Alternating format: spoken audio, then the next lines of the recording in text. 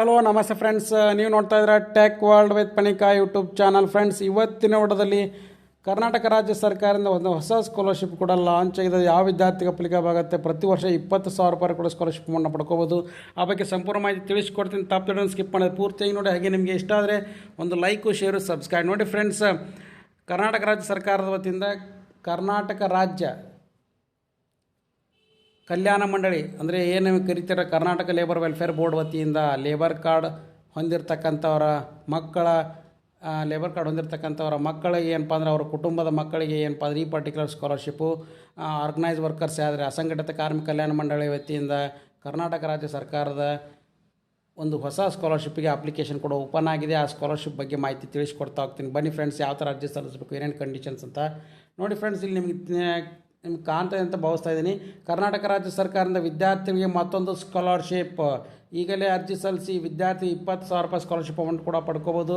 ಇದು ರಾಜ್ಯ ಸರ್ಕಾರದಿಂದ ಬಂದಿರತಕ್ಕಂಥ ಒಂದು ಹೊಸ ಅಪ್ಡೇಟ್. ಬಿಗ್ ಫ್ರೆಂಡ್ಸ್, ಇವತ್ತು ತಾನೇ ಬಂದಿರತಕ್ಕಂಥದ್ದು. ನಿಮಗೆಲ್ಲ ತಿಳಿದ್ರಾಗ ಏನಪ್ಪ ಅಂದರೆ ಆಲ್ರೆಡಿ ಲೇಬರ್ ಕಾರ್ಡ್ ಸ್ಕಾಲರ್ಶಿಪ್ನ ಪಡ್ಕೊಂಡಿರ್ತಾರೆ. ಇದು ಲೇಬರ್ ಕಾರ್ಡ್ ಸ್ಕಾಲರ್ಶಿಪ್ ಅಲ್ಲ, ಇದೇನಪ್ಪ ಅಂದರೆ ಅಸಂಘಟಿತ ಕಾರ್ಮಿಕರ ಕಲ್ಯಾಣ ಮಂಡಳಿ ವತಿಯಿಂದ ನೀಡುವಂಥ ಒಂದು ಸ್ಕಾಲರ್ಶಿಪ್ ಆಗಿದ್ದು. ಸೊ ಕಾರ್ಮಿಕರ ಮಕ್ಕಳು, ಹಿಂದುಳಿದ ವರ್ಗ ಮಕ್ಕಳು ಯಾರಿದ್ದಾರೆ ಅವರು ಉತ್ತಮ ಶಿಕ್ಷಣ ಪಡಿಬೇಕನ್ನೋ ದೃಷ್ಟಿಕೋನ ಇಟ್ಟುಕೊಂಡು ಕರ್ನಾಟಕ ರಾಜ್ಯ ಸರ್ಕಾರ ಸಹಾಯಧನ ಸ್ಕಾಲರ್ಶಿಪ್ನ ಇದನ್ನು ನೀಡ್ತಾ ಇದ್ದಾರೆ. ಇದಕ್ಕೆ ಅರ್ಜಿ ಸಲ್ಲಿಸಲಿಕ್ಕೆ ದಾಖಲಾತಿಗಳು ಯಾವಾಗ ಬೇಕಾಗುತ್ತೆ, ಏನೇನು ಅನ್ನೋದು ತಿಳಿದು ನೋಡೋಣ. ಪ್ರೌಢಶಾಲೆ ಮತ್ತು PUC ಡಿಗ್ರಿ ಓದ್ತಾ ಇರ್ತಕ್ಕಂಥ ವಿದ್ಯಾರ್ಥಿಗೆ ಅಪ್ಲಿಕೇಬಲ್ ಆಗ್ತಾ ಹೋಗುತ್ತೆ. ಎಲ್ಲ ವಿದ್ಯಾರ್ಥಿ ಕೂಡ ಇದಕ್ಕೆ ಅರ್ಜಿ ಸಲ್ಲಿಸ್ಬೋದು. ಇದರಲ್ಲಿ ಏನಪ್ಪ ಅಂದರೆ ನಿಮ್ಮ ತಂದೆ ತಾಯಿ ಏನು ವರ್ಕ್ ಮಾಡ್ತಾ ಇದ್ದಾರಲ್ಲ, ಅನ್ಆರ್ಗನೈಸ್ಡ್ ವರ್ಕರ್ಸ್ ಯಾವ ಸೆಕ್ಟರ್ನಲ್ಲಿ ವರ್ಕ್ ಮಾಡ್ತಾರೆ ಕಾರ್ಮಿಕರಾಗಿ, ಆ ಪರ್ಟಿಕ್ಯುಲರ್ ಕಂಪನಿ ಇರ್ಬೋದು ಅಥವಾ ಫ್ಯಾಕ್ಟ್ರಿ ಇರ್ಬೋದು, ಇಂಡಸ್ಟ್ರಿ ಇರ್ಬೋದು, ಅದು ರಿಜಿಸ್ಟರ್ ಆಗಬೇಕಾಗತ್ತೆ. ರಿಜಿಸ್ಟ್ರ್ ಇಲ್ಲ ಅಂದರೆ ಇಲ್ಲಿ ರಿಜಿಸ್ಟರ್ ಮಾಡ್ಕೋಬೇಕು. ಮತ್ತು ಯಾವ ಸ್ಕೂಲ್ ಕಾಲೇಜ್ನಲ್ಲಿ ವರ್ಕ್ ಮಾಡ್ತಾರೆ ಅವರು ಕೂಡ ಇಲ್ಲಿ ರಿಜಿಸ್ಟರ್ ಮಾಡ್ಕೋಬೇಕಾಗತ್ತೆ.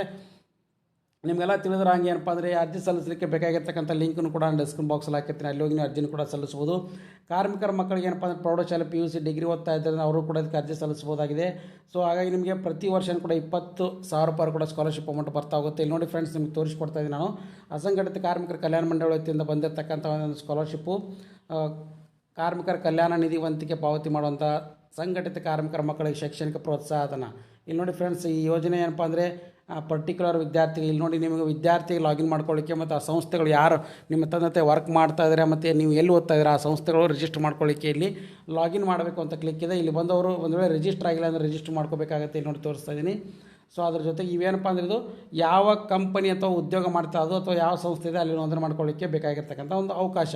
ಹಾಗೆ ನೀವು ಏನಪ್ಪ ಅಂದರೆ ಇನ್ನೊಂದು ಏನಪ್ಪ ಅಂದರೆ ವಿದ್ಯಾರ್ಥಿಗಳು ಲಾಗಿನ್ ಮಾಡ್ಕೋಬೋದು. ಅವ್ರಿಗೆ ಅದರ ರಿಜಿಸ್ಟರ್ ಮಾಡ್ಕೋಬೇಕಾಗತ್ತೆ ಕರ್ನಾಟಕ ಕಾರ್ಮಿಕ ಕಲ್ಯಾಣ ಮಂಡಳಿ ವತಿಯಿಂದ. ಇಲ್ಲಿ ನೋಡಿ ನಿಮ್ಮ ಮೊಬೈಲ್ ನಂಬರ್ ಪಾಸ್ವರ್ಡ್ನ ಹಾಕ್ಕೊಂಡು ರಿಜಿಸ್ಟರ್ ಮಾಡ್ಕೋಬೇಕು.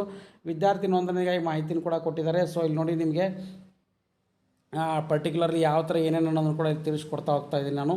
ಯಾವ ಸಂಸ್ಥೆಯಲ್ಲಿ ನೀವು ಓದ್ತಾ ಇದ್ದೀರಾ ಆ ಪರ್ಟಿಕ್ಯುಲರ್ ಸಂಸ್ಥೆಯನ್ನು ಕೂಡ ನೀವೇನಪ್ಪ ಅಂದರೆ ರಿಜಿಸ್ಟರ್ ಮಾಡಿಸಬೇಕಾಗುತ್ತೆ. ಕಾರ್ಮಿಕ ಇಲಾಖೆ ವೆಬ್ ಪೋರ್ಟಲ್ನಲ್ಲಿ ಬಂದು ನೀವು ಇಲ್ಲಿ ಯೂಸರ್ ಮ್ಯಾನುವಲ್ ಕೂಡ ಕೊಟ್ಟಿದ್ದಾರೆ ನೋಡಿ ಫ್ರೆಂಡ್ಸ್, ಇಲ್ಲಿ ತೋರಿಸ್ಕೊಡ್ತಾ ಇದ್ದೀನಿ ಈಗ.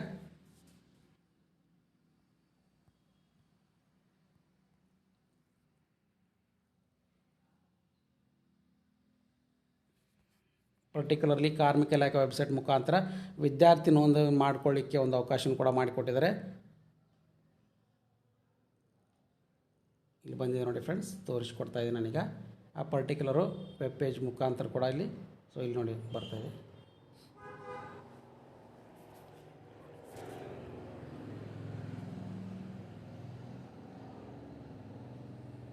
ಇಲ್ಲಿ ನೋಡಿ ಕಾಣಿಸ್ತಾ ಇದೆ ನಿಮಗೆ. ಸೊ ಇಲ್ಲಿ ಬಂದು ನೀವು ರಿಜಿಸ್ಟರ್ ಮಾಡ್ಕೋಬೇಕಾಗುತ್ತೆ. ರಿಜಿಸ್ಟರ್ ಕೂಡ ಇಲ್ಲಿ ಆಪ್ಷನ್ ಇದೆ.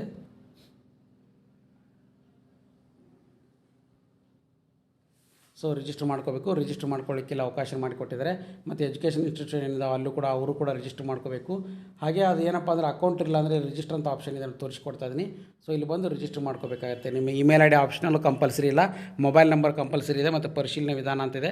So mobile verification, email verification ಮಾಡಿಕೊಂಡು ನೀವು ಪಾಸ್ವರ್ಡ್ ಕ್ರಿಯೇಟ್ ಮಾಡ್ಕೋಬೇಕಾಗುತ್ತೆ. ನಂತರ ನಾನು ರೋಬೋಟ್ ಅಲ್ಲ ಅಂತೇಳಿ ಇಲ್ಲಿ ರಿಜಿಸ್ಟರ್ ಕೂಡ ಮಾಡ್ಕೋಬೇಕಾಗುತ್ತೆ. ಒಂದು ಸರಿ ರಿಜಿಸ್ಟರ್ ಆದಮೇಲೆ ನಿಮಗೆ ಲಾಗಿನ್ ಆದಮೇಲೆ ಆಟೋಮೆಟಿಕ್ಲಿ ನಿಮ್ಮ ಪೋರ್ಟಲ್ನಲ್ಲಿ ಕೂಡ ಮಾಹಿತಿ ಬರ್ತಾ ಹೋಗುತ್ತೆ ಫ್ರೆಂಡ್ಸ್. ಸೊ ಅಲ್ಲಿ ಬಂದು ನೀವು ಕ್ರಿಯೇಟ್ ಕೂಡ ಮಾಡ್ಕೋಬೋದಾಗಿದೆ. ಇಲ್ಲಿ ನೋಡಿ ತೋರಿಸ್ಕೊಡ್ತಾ ಇದ್ದೀನಿ ನಾನೀಗ.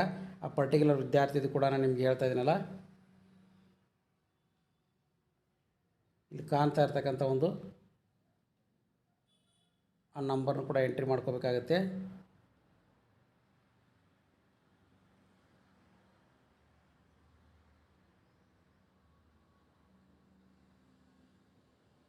ಇಲ್ಲಿ ಲಾಗಿನ್ ಅಂತ ಕೊಡಬೇಕಾಗುತ್ತೆ. ಲಾಗಿನ್ ಅಂತ ಕೊಟ್ಟ ತಕ್ಷಣ ನೋಡಿ ಫ್ರೆಂಡ್ಸ್, ಇಲ್ಲಿ ನಿಮಗೆ ಒಂದು ಆಪ್ಷನ್ ಕೂಡ ಬರುತ್ತೆ. ನಿಮ್ಮ ಮೊಬೈಲ್ ನಂಬರ್ ಇರ್ಬೋದು, ಎಲ್ಲ ಡೀಟೇಲ್ಸ್ಗಳು ಬರ್ತಾ ಹೋಗುತ್ತೆ. ನಂತರ ಇಲ್ಲಿ ಬಂದು ನಿಮ್ಮ ಅಕೌಂಟ್ ಕೂಡ ಕ್ರಿಯೇಟ್ ಆಗಿರುತ್ತೆ. ಅಪ್ಲೈ ಫಾರ್ ಸ್ಕಾಲರ್ಶಿಪ್ ಅಂತ ಇರುತ್ತೆ ನೋಡಿ ಫ್ರೆಂಡ್ಸ್. ಇಲ್ಲಿ ಬಂದು ಇಲ್ಲಿ ಆ ವಿದ್ಯಾರ್ಥಿ ವಿವರಗಳು ಬರುತ್ತೆ, ಜೆಂಡರ್ ಬರುತ್ತೆ, ಅದ್ರ ಜೊತೆಗೆ ಅವ್ರು ಬೇರೆ ಬೇರೆ ಎಲ್ಲ ಡೀಟೇಲ್ಸ್ಗಳು ಓಪನ್ ಆಗ್ತಾ ಹೋಗುತ್ತೆ. ನಂತರ ನೀವೇನು ಮಾಡಬೇಕು ಅಂದರೆ ಆನ್ಲೈನ್ ಸ್ಕಾಲರ್ಶಿಪ್ ಅಪ್ಲಿಕೇಶನ್ ಫಾರ್ ಕಾರ್ಮಿಕರ ಮಕ್ಕಳಿಗೆ ಶೈಕ್ಷಣಿಕ ಪ್ರೋತ್ಸಾಹನಕ್ಕಾಗಿ ಅರ್ಜಿ ಅಂತ ಇರುತ್ತೆ. ಇಲ್ಲಿ ಬಂದು ನೀವು ಅರ್ಜಿನ ಕೂಡ ಸಲ್ಲಿಸ್ಬೋದಾಗಿದೆ ಫ್ರೆಂಡ್ಸ್. ಸೊ ಹಾಗಾಗಿ ಈಗೇನಪ್ಪ ಅಂದರೆ ಇಮಿಡಿಯೇಟಾಗಿ ನೀವು ಅರ್ಜಿ ಸಲ್ಲಿಸಬೇಕಾಗಿತ್ತು ಅಂದರೆ ಇಲ್ಲಿ ಆಪ್ಷನ್ ಕೂಡ ಕೊಟ್ಟಿದ್ದಾರೆ. ನಿಮಗೆ ಅಪ್ಲಿಕೇಶನ್ ಡೀಟೇಲ್ಸ್ಗಳು ಇರುತ್ತೆ. ಅಪ್ಲಿಕೇಶನ್ ಏನೇನು ಮಾಡಿರ್ತಿರಲ್ಲ, ಯಾವ್ಯಾವ ಇಲ್ಲಿ ನೋಡಿ ವಿದ್ಯಾರ್ಥಿ ವಿವರಗಳು, ತಂದೆ ತಾಯಿ, ಮೇಲು ಫಿಮೇಲು, ಜೆಂಡರು, ಯಾವ ಇನ್ಸ್ಟಿಟ್ಯೂಷನಲ್ಲಿ ಓದ್ತಾ ಇದ್ದೀರಾ, ಮತ್ತು ಅದ್ರ ಜೊತೆಗೆ ಪ್ರೆಸೆಂಟ್ ಡಿಸ್ಟಿಕ್ ಯಾವುದು, ಹಾಗೆ ನಿಮಗೆ ಪ್ರೆಸೆಂಟ್ ತಾಲೂಕು ಯಾವ್ದು ಬರುತ್ತೆ ಆ ಡಿಸ್ಟಿಕ್ನಲ್ಲಿ, ಮತ್ತು ಪ್ರೆಸೆಂಟ್ ಯಾವ ಇನ್ಸ್ಟಿಟ್ಯೂಷನ್ ಓದ್ತಾ ಇದ್ದಾರೆ, ಪಿನ್ ಕೋಡ್ ಏನು ಅದರದ್ದು, ಯಾವ ಕೋರ್ಸ್ ಓದ್ತಾ ಇದ್ದೀರಾ, ಯಾವ್ಯಾವ ಡಿಗ್ರಿನೋ, ಡಿಪ್ಲೊಮಾನೋ, PUCನೋ, ITI, GTTC ಯಾವುದು ಅನ್ನೋದನ್ನು ಕೂಡ ಸೆಲೆಕ್ಟ್ ಮಾಡ್ಕೊಳ್ಳಿ. ಎಲ್ಲ ಕೋರ್ಸ್ಗಳು ಡೀಟೇಲ್ಸ್ಗಳು ಇದ್ದಾವೆ ಫ್ರೆಂಡ್ಸ್ ಇಲ್ಲಿ. ಮತ್ತು ಅದ್ರ ಜೊತೆಗೆ ಏನಪ್ಪ ಅಂದರೆ ನಿಮ್ಮ ಕೋರ್ಸ್ ಯಾವುದು ಇದೆಯಲ್ಲ ಅದನ್ನು ಕೂಡ ಇಲ್ಲಿ ಸೆಲೆಕ್ಟ್ ಮಾಡ್ಕೋಬೇಕು. ಫಾರ್ ಎಕ್ಸಾಂಪಲ್ ಈಗ ನಾನು ಮಾಸ್ಟರ್ ಡಿಗ್ರಿ ಓದ್ತಾ ಇದ್ದರೆ ಅದರಲ್ಲಿ ಯಾವ್ದು ಬರುತ್ತೆ ಕೋರ್ಸ್ ಇಲ್ಲಿ ಸೆಲೆಕ್ಟ್ ಮಾಡ್ಕೊಳ್ಳೋಕ್ಕೆ ಅವಕಾಶ ಕೊಟ್ಟಿದ್ದಾರೆ ನೋಡಿ friends. MA, ME, MBA, MCOM, MET, FFT, then post graduate, MTech ಯಾವುದನ್ನೋದನ್ನು ಕೂಡ ಎಲ್ಲನೂ ಕೂಡ ಕೊಟ್ಟಿದ್ದಾರೆ. ಸೊ ಈಗ ಫಾರ್ ಎಕ್ಸಾಂಪಲ್ MA ಓದ್ತಾ ಇದ್ದರೆ MA ಅಂತ ಸೆಲೆಕ್ಟ್ ಮಾಡ್ಕೊಂಡು ಪ್ರೆಸೆಂಟ್ ಕ್ಲಾಸ್ ಫಸ್ಟ್ ಸೆಮೆಸ್ಟ್ರು.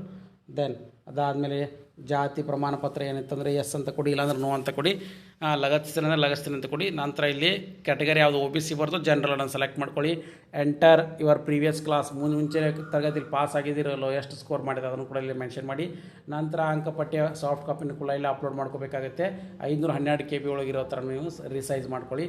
ನಂತರ ಆಧಾರ್ ಕಾರ್ಡ್ ನಂಬರ್ ಸ್ಟೂಡೆಂಟ್ಸಿಂದು ಅದನ್ನು ಕೂಡ ಅಪ್ಲೋಡ್ ಮಾಡ್ಕೋಬೇಕಾಗುತ್ತೆ. ನಂತರ ನಿಮ್ಮ ತಂದೆ ತಾಯಿಯ ಆಧಾರ್ ಕಾರ್ಡ್ನ ಕೂಡ ಇಲ್ಲಿ ಅಪ್ಲೋಡ್ ಮಾಡ್ಕೋಬೇಕಾಗುತ್ತೆ.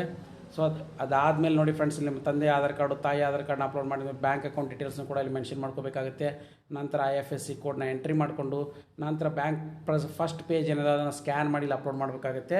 ಅದಾದಮೇಲೆ ನಿಮಗೆ ನಿಮ್ಮ ತಂದೆ ತಾಯಿ ಯಾವ ಉದ್ಯಮದಾರರಿದ್ದಾರೆ, ಎಲ್ಲಿ ವರ್ಕ್ ಮಾಡ್ತಿದೆ ಅದನ್ನು ಕೂಡ ಇಲ್ಲಿ ಮಾಡಬೇಕಾಗತ್ತೆ. ನಂತರ ಪ್ರೆಸೆಂಟ್ ಇಂಡಸ್ಟ್ರಿ ನೇಮು ಅದರದ್ದು ಒಂದು ಸಾಫ್ಟ್ ಕಾಪಿ ಸರ್ಟಿಫೈ ಇಲ್ಲಿ ವರ್ಕ್ ಮಾಡ್ತಾಯಿದ್ದಾರೆ ಅನ್ನೋ ಥರ ನಿಮ್ಮ ತಂದೆ ತಾಯಿ ಅವ್ರದ್ದು ಏನಪ್ಪ ಅಂದರೆ ಸರ್ಟಿಫಿಕೇಟ್ನ ಕೂಡ ಅಪ್ಲೋಡ್ ಮಾಡಬೇಕಾಗುತ್ತೆ. ನಂತರ ಇಲ್ಲಿ ಎಲ್ಲ ಡೀಟೇಲ್ಸು ಕರೆಕ್ಟ್ ಇದಾವಂತೆ ಅಪ್ಲೈ ಅಂತ ಕ್ಲಿಕ್ ಮಾಡ್ಕೋಬೇಕಾಗತ್ತೆ. ಸೊ ಇಷ್ಟು ಅಪ್ಲೈ ಆನ್ಲೈನಲ್ಲಿ ಅಪ್ಲಿಕೇಶನ್ ಕೂಡ ಸಬ್ಮಿಟ್ ಮಾಡಬೇಕಾಗುತ್ತೆ. ನಂತರ ನೀವು ಏನಪ್ಪ ಅಂದರೆ ನಿಮ್ಮ ಹತ್ತಿರದ ಕಾರ್ಮಿಕ ಇಲಾಖೆ ಹೋಗಿ ಈ ಪರ್ಟಿಕ್ಯುಲರ್ ಕಾಪಿನ ಕೂಡ ನೀವು ಸಬ್ಮಿಟ್ ಮಾಡಬೇಕಾಗುತ್ತೆ. ಎಲ್ಲ ಡಾಕ್ಯುಮೆಂಟ್ಸ್ನು ಅಟ್ಯಾಚ್ಮೆಂಟ್ ಮಾಡಿ ನಂತರ ನಿಮಗೆ ಅವ್ರ ಕಡೆಯಿಂದ ಒಂದು ರಿಪ್ಲೈ ಕೂಡ ಬರುತ್ತೆ. ನಂತರ ನೀವೇನು ಮಾಡ್ಬೋದು ಅಂದರೆ ಫ್ರೆಂಡ್ಸ್, ಆಟೋಮೆಟಿಕ್ಲಿ ಎಲ್ಲ ಡೀಟೇಲ್ಸ್ನು ಕೂಡ ನೀವು ಸಬ್ಮಿಟ್ ಮಾಡಿದ ನಂತರ ಅದು ಪ್ರೊಸೆಸ್ ಮಾಡಿ ನಂತರ ನಿಮ್ಮ ಬ್ಯಾಂಕ್ ಅಕೌಂಟ್ ಡೀಟೇಲ್ಸ್ ಸೆಲೆಕ್ಟ್ ಆದಮೇಲೆ ಡೀಟೇಲ್ಸ್ನು ಕೂಡ ಕೊಡ್ತಾರೆ. ನಂತರ ನೀವು ಚೆಕ್ ಮಾಡ್ಕೋಬೇಕಾಗುತ್ತೆ ಅಪ್ಲಿಕೇಶನ್ ಏನಾಗಿದೆ, ಸ್ಟೇಟಸ್ ಏನಾಗಿದೆ, ಸ್ಕಾಲರ್ಶಿಪ್ ಸ್ಟೇಟಸ್ನು ಕೂಡ ಚೆಕ್ ಮಾಡ್ಕೋಬೇಕಾಗುತ್ತೆ. ನಂತರ ನೀವು ಸೆಲೆಕ್ಟ್ ಆಗಿತ್ತು ಅಂದರೆ ನಿಮ್ಮ ಅಕೌಂಟ್ಗೆ ಪ್ರತಿ ವರ್ಷವೂ ಕೂಡ 20,000 ರೂಪಾಯಿ ಕೂಡ ಸ್ಕಾಲರ್ಶಿಪ್ ಅಮೌಂಟು ಜಮಾ ಮಾಡ್ತಾರೆ ಫ್ರೆಂಡ್ಸ್. ಸೊ ಹಾಗಾಗಿ ಇದು ಲೇಟೆಸ್ಟ್ ಆಗಿರ್ತಕ್ಕಂಥ ಬಿಗ್ ಅಪ್ಡೇಟು. ಹಾಗೆ ಈ ಅಪ್ಲಿಕೇಶನ್ ಡೀಟೇಲ್ಸ್ನ ನಾನು ಲಿಂಕ್ನು ಕೂಡ ಡಿಸ್ಕ್ರಿಪ್ಷನ್ ಬಾಕ್ಸಲ್ಲಿ ಹಾಕಿರ್ತೀನಿ. ನೀವು ಕೂಡ ಯಾರು ಅರ್ಜಿ ಸಲ್ಲಿಸಿ ಎಲ್ಲರಿಗೂ ಕೂಡ ಯೂಸ್ ಆಗಲಿ ಅಂತ ಭಾವಿಸ್ತಾ ಇದ್ದೀನಿ. ಈ ವಿಡಿಯೋ ಮಾಹಿತಿ ಇಷ್ಟ ಆಗಿದ್ದರೆ ಒಂದು ಲೈಕು, ಶೇರು, ಸಬ್ಸ್ಕ್ರೈಬ್ ಮಾಡಿ. And finally thanks for watching the video.